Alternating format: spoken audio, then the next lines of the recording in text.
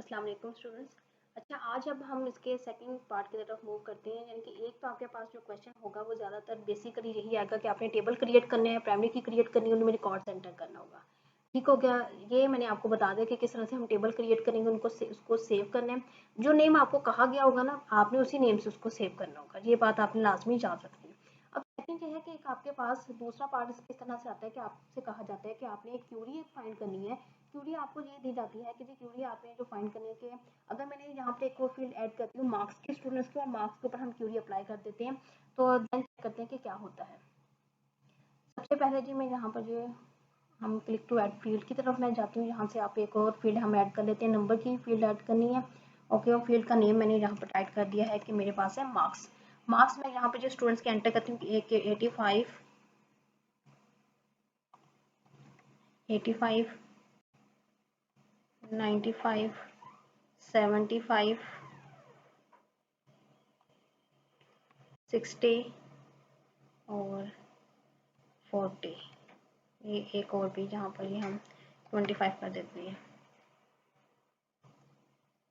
ठीक हो गया, यहाँ तक जी हो गया आपका काम। उसके बाद मैं इसको सेव कर लेती हूँ। अब आते हैं हम क्यूरी की तरफ कि क्यूरी का हमने किस तरह से करना है। क्यूरी में आपसे कहा गया है कि जिनके मार्क्स 60 से अबव है उनका रिकॉर्ड जस्ट आपने शो करना है। तो आपने क्या करना है, क्रिएट में जाना है। ऊपर ये जो मेन्यू है, ठीक है, मेन्यूज में आपके पास तमाम ऑप्शंस मौजूद होती हैं। आपने क्रिएट में जाना है। क्रिएट में जाकर आपसे कहा गया है कि क्यूरी क्यूरी डिज़ाइन में भी जा सकते हैं, क्यूरी विजिट में भी। अगर क्यूरी विजिट में जाएंगे तो थोड़ा काम हमारे लिए आसान हो जाता है कि ऑटोमेटिकली वो सारा काम परफॉर्म कर देता है। Simple query visit, okay. Then आपने किसके ऊपर क्यूरी अप्लाई करनी है, मार्क्स के ऊपर, गुड। अगर आपने सब तमाम फील्ड्स के ऊपर करनी है तो आप तमाम फील्ड्स के ऊपर भी कर सकते हैं। अगर मैं ये इस पर क्लिक किया, ये देखें, ये वाला जो डबल एरो पर अगर मैं क्लिक करती हूँ तमाम फील्ड्स आ जाती हैं, तमाम फील्ड्स पर अप्लाई हो जाएगी। और अगर आपने सिंगल फील्ड्स लेनी है तो आप सिंगल फील्ड ले सकती हैं। नेक्स्ट जी किया जाता है और उसके बाद डिटेल शो होगी जी, ठीक है। नेक्स्ट आपने किया स्टूडेंट क्यूरी। क्यूरी का नाम क्या रखना है, क्यूरी का नाम मैं रखती हूँ, मुझे मार्क्स के अकॉर्डिंग चाहिए जिनके रिजल्ट, जिनके मार्क्स अबव होंगे, और मैंने इसको किया फिनिश। अब ये रिजल्ट के नाम से मेरे पास एक क्यूरी आ गई है, ठीक है।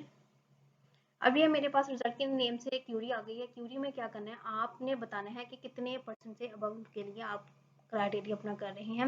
मैं ये कहती हूँ कि यहाँ पर अगर आप ये 25 और ये 40 खत्म कर देते हैं, ये देखें, ये सिलेक्ट आपने नहीं किया तो ये आपके पास उससे ऊपर चले गए, यानी कि 60 से अबव आपके पास। और अगर आपने इसके ऊपर मजीद अप्लाई करना है कि ये 60 भी ना हो तो ये देखें, ये इस तरह से भी हो सकता है, ठीक है। दूसरा तरीका इसके पास आपके पास क्या है कि आप इसमें एक रेंज गिवन दे दें, इक्वल टू की, लेस देन की या ग्रेटर देन की। मैं ग्रेटर देन के लिए रेंज देती हूँ कि marks greater than is greater than और इक्वल टू 60। अब ये देखिएगा इक्वल टू की बात की गई है यहाँ पर, तो अब आपके पास 60 वाले भी रिकॉर्ड आना चाहिए यहाँ पर। ये देखिए, ये मीन सबको सेलेक्ट ऑल कर देती हूँ और देन हम उस क्यूरी को करते हैं कि क्या है, क्या होगा। ये देखें, अब हम इस क्यूरी की तरफ जाते हैं, ये नंबर फिल्टर्स की तरफ, और ये ग्रेटर देन, और देन यहाँ पर ये आपको कहा जाता है 60 अबव। और ये देखिए, ये आपकी क्यूरी अप्लाई होगी 60, 75 और 85। जो 60 और 60 से अबव मार्क्स थे जिनके तमाम स्टूडेंट्स का रिकॉर्ड आ गया है, बाकी किसी स्टूडेंट का आपके पास रिकॉर्ड शो नहीं हो रहा। सिमिलरली यहाँ पर आप ग्रांटेड नॉट ग्रांटेड पर भी कर सकते हैं, और यहाँ के लिए टेक्स्ट फिल्टर में आप जाएंगे, और टेक्स्ट फिल्टर में अगर मैं ये कहती हूँ कि इक्वल टू किसके हो, इक्वल टू में मैं ये लिख देती हूँ कि जिनका रिकॉर्ड ग्रांटेड है, ठीक है। ग्रांटेड का मैंने जस्ट कर दिया, तो मेरे पास एक ऐसा स्टूडेंट है जिसके मार्क्स भी 85 में, जो जिसको एडमिशन भी दिया गया। अब अगर ये मैं मार्क्स वाली क्यूरी को ख़त्म कर देते हैं, हम कर देते हैं कि जी सिलेक्ट ऑल है, और यहाँ से ये जो क्यूरी थी इसको मैं अनचेक कर देती हूँ, इसको 0 कर देते हैं। ये आपके पास रिकॉर्ड, इसका 1 मिनट, ये फिल्टर ख़त्म नहीं हुआ, सिलेक्ट ऑल,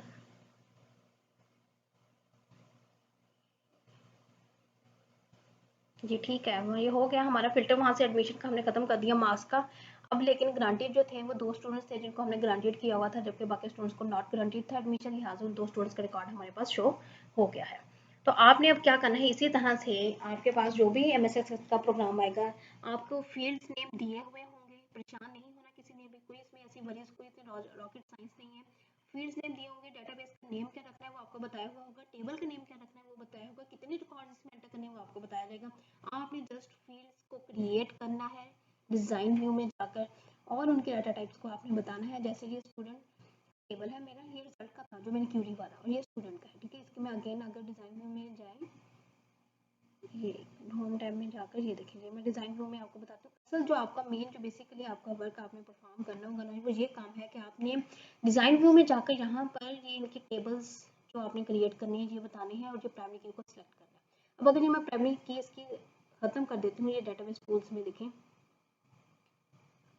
ये यहाँ पर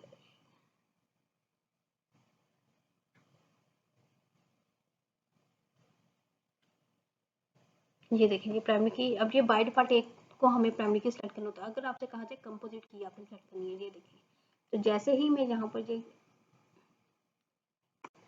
सेलेक्ट नहीं हुई, साथ में इसको भी सिलेक्ट, इसका इशू आ रहा है लैपटॉप का,